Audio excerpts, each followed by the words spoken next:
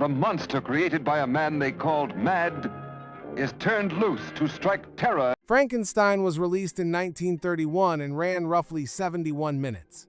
The version that played in cinemas for the next 50 years ran about 66. Around 5 minutes had been taken out and not simply trimmed from prints. In 1937, to get the film certified for re-release, Universal agreed to remove the material from the negative itself. From that point, there was no complete copy of Frankenstein anywhere in the world. The largest of those cuts is a scene by a lake in which the monster meets a small girl. What was removed is the middle of it, the part that explains what actually happens and how the monster reacts. Without it, the sequence reads as murder. With it, it reads as very nearly the opposite. That footage was considered gone for half a century. In the mid-1980s, trims from an original release print surfaced, and by 1986, Universal was able to put most of it back. Most. Not all. One shot from that sequence has still never been recovered. And there is a second piece of missing Frankenstein that nobody has seen since 1931, 20 minutes of it, with a completely different actor playing the monster. 1. It is not the book. Almost everything the world thinks it knows about Frankenstein comes from this film, and this film is not an adaptation of Mary Shelley's novel. Universal did not buy the book. They bought a stage version written by Peggy Webling that had opened in London in 1927 and had it adapted for the screen by John L. Balderston, exactly as they had done the year before with Dracula. That is why the scientist in this film is called Henry rather than Victor, which is his name in the novel. It is why the story is compressed into a village and a tower rather than spanning half of Europe and ending in the Arctic. It is why there is a hunchbacked assistant who does not exist in Shelley at all. And there is one more detail in those opening titles that is worth stopping on. Mary Shelley is credited, but not under her own name. The card reads Mrs. Percy B. Shelley. The woman who invented the story is on screen under her husband's name in a film that is not really adapted from what she wrote. 2. The 20 minutes with a different monster. Universal came to Frankenstein directly off the success of Dracula, and the first actor cast as the creature was Dracula's star, Bela Lugosi. Robert Florey was attached to direct. Lugosi wanted to design the makeup himself, and his version, reportedly closer to the creature from the 1920 German film The Golem, was rejected. Roughly 20 minutes of test footage was shot with him on the standing sets from Dracula. By most accounts, the reaction inside the studio was not good. Carl Laemmle Jr. is said to have laughed at it. Lugosi walked away from a part with no dialogue and 6 hours of makeup, and Florey left the picture. James Whale took over and cast Boris Karloff, a 43-year-old character actor with more than 200 largely uncredited appearances behind him. That test reel has not been screened publicly since 1931. It is considered lost, most likely discarded as of no value. 3. How it was sold and the actor who was not in it. Before the film begins, a man steps out from behind a curtain and speaks directly to the audience. It is Edward Van Sloan, who plays Dr. Waldman in the picture, and he warns the people watching that what follows may horrify them and that they still have time to leave. It is a device lifted straight from the theater, and Universal used it to sell the film as a dare rather than as a story. But the more interesting piece of selling had already happened, and it was simply wrong. Because Lugosi had been attached for months, the advanced publicity went out with his name on it. Coming attraction posters, including the famous one with beams of light coming from the creature's eyes, credited Bela Lugosi as the monster and showed a creature with no flat head and no neck bolts, because that design did not exist yet. Some newspapers were still listing Lugosi after release. A number of people bought tickets to see an actor who is not in the film, to see a monster that had already been thrown away. 4. The actor billed as a question mark. Watch the opening credits of Frankenstein and you will find the cast listed in order. And where the monster should be, there is no name at all. There is a question mark. Universal did it for mystery, partly a nod to how theatrical versions had billed the part, partly a way of letting audiences wonder whether the thing on screen was an actor at all, or an effect, or something else. Boris Karloff's name does appear at the very end in the closing titles after the film is over. He was 43 years old and had spent most of 2 decades in small and largely uncredited parts, well over 200 appearances that had led nowhere in particular.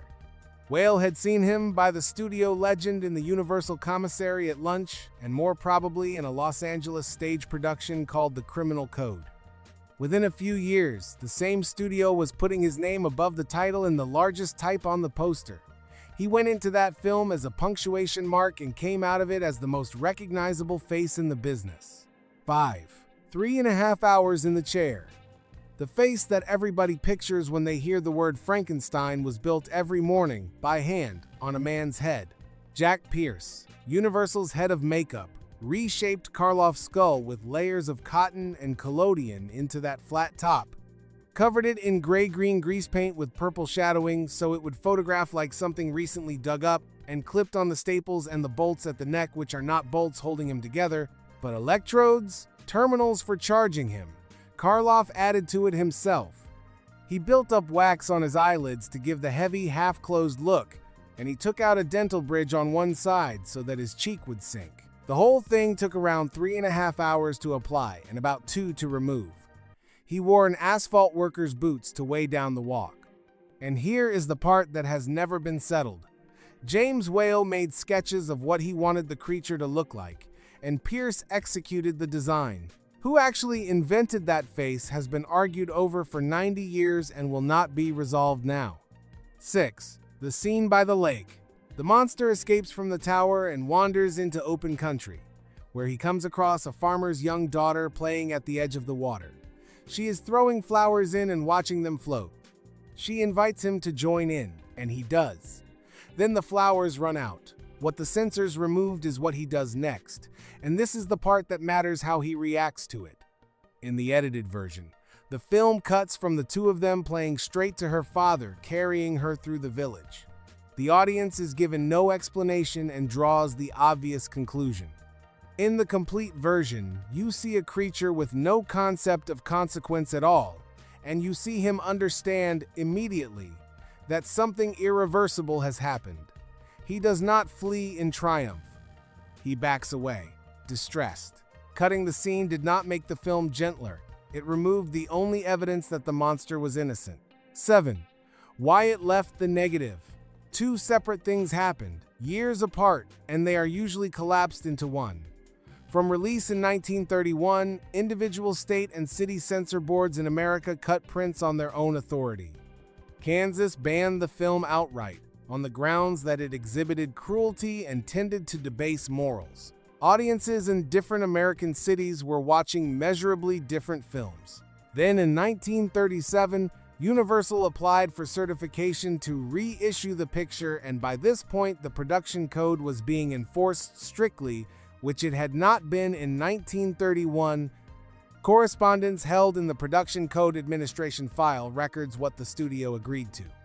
Not a trim to a print, removal from the negative. The reissue went out in 1938, and that shortened version became the standard one for the next 5 decades. 8. The other 3 cuts. The lake was not the only thing taken out. The sequence in which Fritz torments the chained creature with a lighted torch was shortened. A close-up of a needle going into the monster was removed. And so was a line of dialogue. At the moment the creature's hand first moves, Henry Frankenstein says that he now knows what it feels like to be God. The Hayes office objected to the word. In the reissue, a thunderclap was laid over the top of it so that the line could not be heard.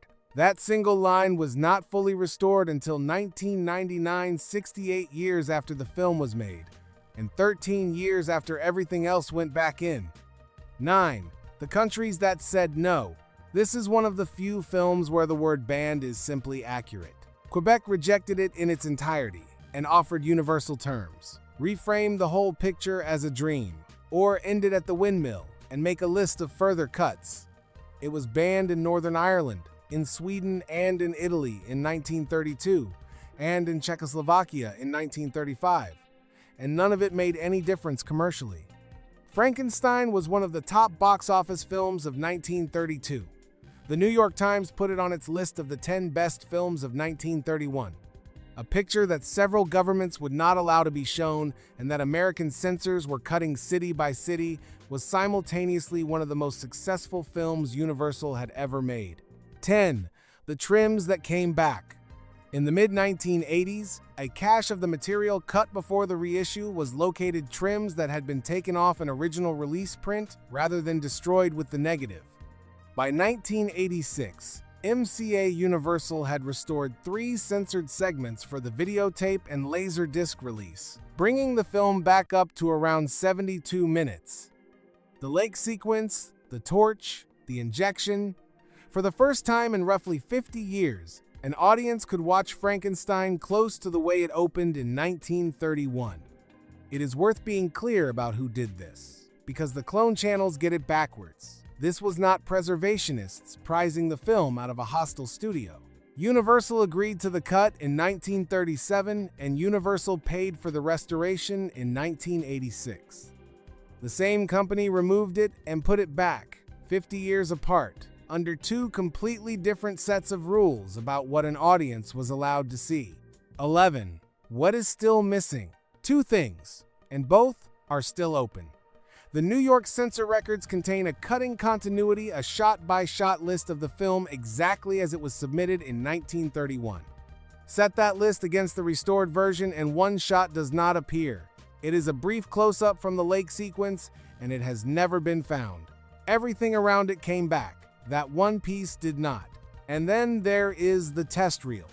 20 minutes of a completely different Frankenstein, with a different director and a different monster, shot on the Dracula sets, screened for a handful of executives in 1931, and, as far as anyone knows, for nobody since. No verified frame of it survives. It is one of the most searched-for pieces of lost footage in American film, and it has been missing for longer than most of the people looking for it have been alive. 12.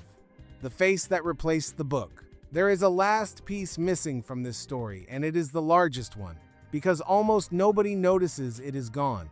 In Mary Shelley's novel, the creature is described as tall and quick and terrible, with yellow skin and long black hair and pearly white teeth. And crucially, he learns to speak and reason and argue his own case at length. He is articulate. He is the most articulate character in the book. None of that is in this film. What is in this film is a flat skull, 2 electrodes, heavy eyelids, and a creature that cannot form a sentence. And that version won so completely that it replaced the other one. Ask anybody in the street to describe Frankenstein's monster, and they will describe a makeup design created at Universal Studios in 1931, which the studio owns, and which appears nowhere in the book. Shelley's creature is not lost in the way that a reel of film is lost. It is something stranger. It was simply painted over by one makeup artist and one actor in about 3.5 hours. The censors of 1931 and 1937 were not acting in bad faith by the standards they held. They looked at a scene involving a child and concluded that audiences should not see it. What they could not see from where they were standing is that removing it did the opposite of what they intended. It took away the creature's innocence and left an audience to assume the worst. That is the whole argument of this film in one edit. And it took 50 years, and a studio changing its own mind, to put it back. The missing frame is not always hidden by someone acting badly. Sometimes it is removed by people trying to do the decent thing, who get it exactly wrong. If you would like more of these, subscribe.